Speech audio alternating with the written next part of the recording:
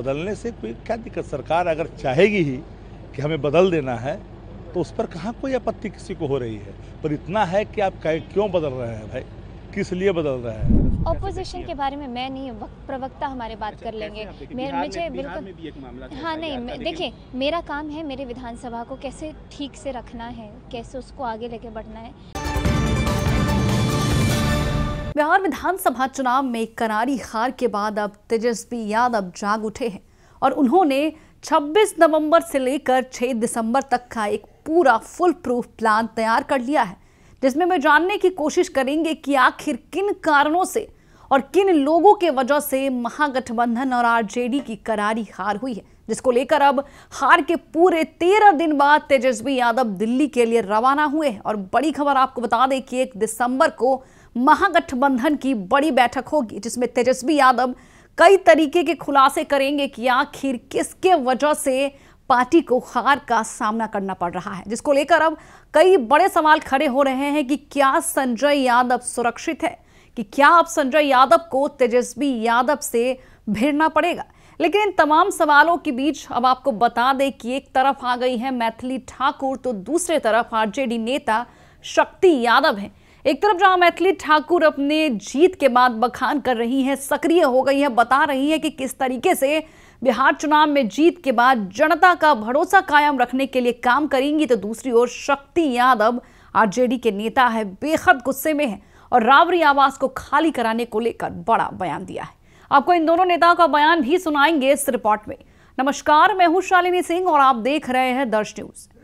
बिहार विधानसभा चुनाव के दौरान जिस तरीके से तेजस्वी यादव उम्मीद लगाकर बैठे थे कि इस बार प्रचंड बहुमत के साथ महागठबंधन की जीत होगी, लगातार यात्राएं कर रहे थे, एक एक दिन में 5-5 जनसभा को संबोधित कर रहे थे और जिस तरीके से उन्हें जन समर्थन मिल रहा था, जनता का प्यार मिल रहा था, ये कहा जा रहा था कि इस बार इतिहास दोहराएगा और एक बार फिर से सत्ता लालू परिवार के हाथ में जाएगा, मगर ऐसा नहीं हुआ।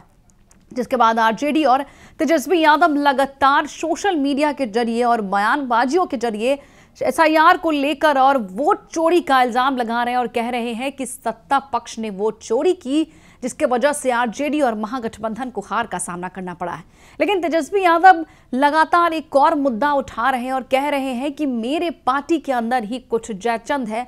हालांकि ये जयचंद शब्द तेज प्रताप यादव ने इजाद किया है, लेकिन अब तेजस्वी यादव भी इसका प्रयोग कर रहे हैं और कह रहे हैं कि हमारे पार्टी के ही कुछ लोग हैं जिनको मैं ढूंढ रहा हूं, जिनके वजह से हमारी पार्टी को हार का सामना करना पड़ा है, जिनके वजह से जो लोग हमारे पार्टी में रहते हुए भी भाजपा और एनडीए की बी टीम बनकर उनके लिए काम कर रहे थे।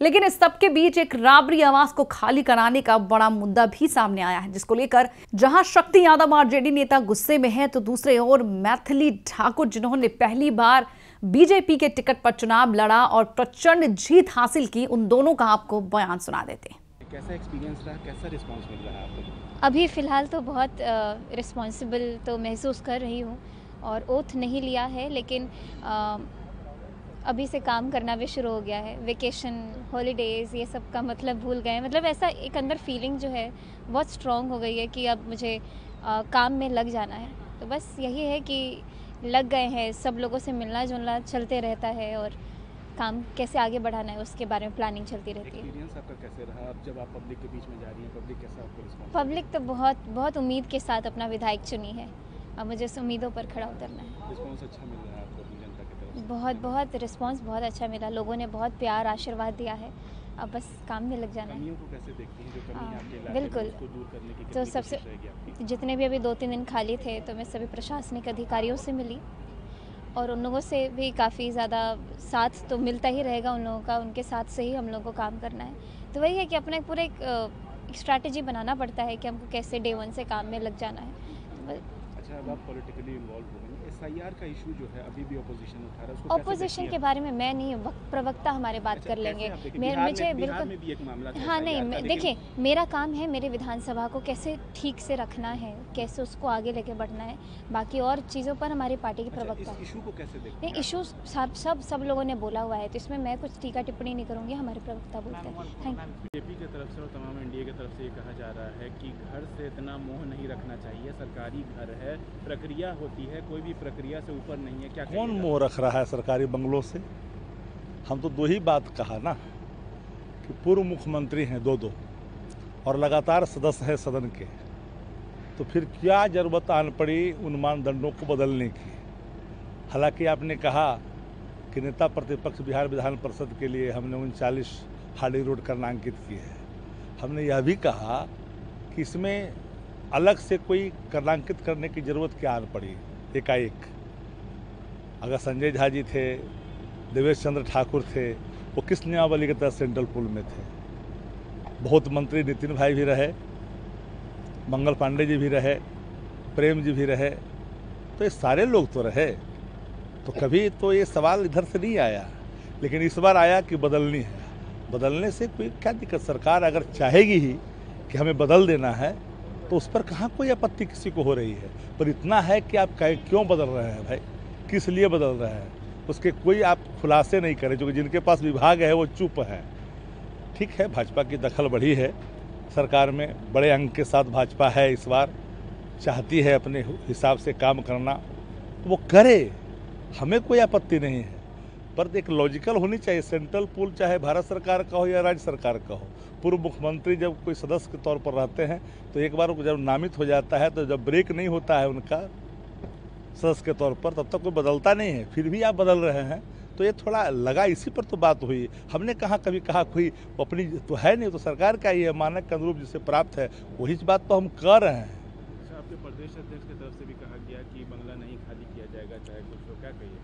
प्रदेश अध्यक्ष जी ने उन्होंने एक हवाला देते हुए कहा है, उन्होंने कोई अलग दृष्टिकोण से नहीं कहा कि अगर उस मानदंड के तहत वो हैं तो इस मानदंड के तहत इनको क्यों आप हटा रहे हैं। क्या आपके मन में कोई अलग सी राय हो गई है? क्या आपके मन में कोई बात है या जानबूझ के काम करना चाहते? यही बात तो उन्होंने कहा है। अच्छा, एसआईआर को लेकर के जो हो रहा है शक्ति जी तमाम जगहों पर विपक्ष की तरफ से जो बयान, एसआईआर तो इनका यह हथकंडा है। एसआईआर में बिहार में क्या मिला? घुसपैठी कर रहे थे, मिला घुसपैठी को? वो नहीं मिला। एसआईआर के बहाने कुछ चाहते हैं मतदाताओं के नाम के काटने, जो कई तरह की चीज़ें खुल करके आ रहे हैं। बीएलओ जान दे रहा है, उस पर दबाव रहता है कि पिछड़ों का, दलितों का वोट काटा जाए। यही सवाल तो पूछा जा रहा है, और तो कोई अलग से सवाल पूछा नहीं जा रहा। कर्नाटक में मामले पे क्या कहिएगा, जहाँ जो सीएम पोस्ट को लेकर के जो काफी जो है वो पार्टी का आंतरिक उनका मामला है, पार्टी अपना जो निर्णय लेगी उनका निर्णय होगा। तो सुना आपने, एक तरफ जहां आरजेडी नेता गुस्से में हैं, बयान दे रहे हैं कि ये सब नीचता का प्रमाण है। जिस घर में 20 साल से राबड़ी देवी रह रही थी, उन्हें उन घर से बेघर करना अनुचित है। तो दूसरी ओर मैथिली ठाकुर ने राबड़ी देवी को लेकर बयान देने से साफ इनकार कर दिया। और साथ ही उन्होंने ये भी कहा है कि जनता ने जिस भरोसे के साथ मुझे इस पद पर बिठाया है, मैं उनके भरोसे को कायम रखूंगी और उनके लिए लगातार निरंतर कार्य करते रहूंगी। बहरहाल इस खबर में इतना ही। बने रहे हमारे साथ और देखते रहे दर्श न्यूज।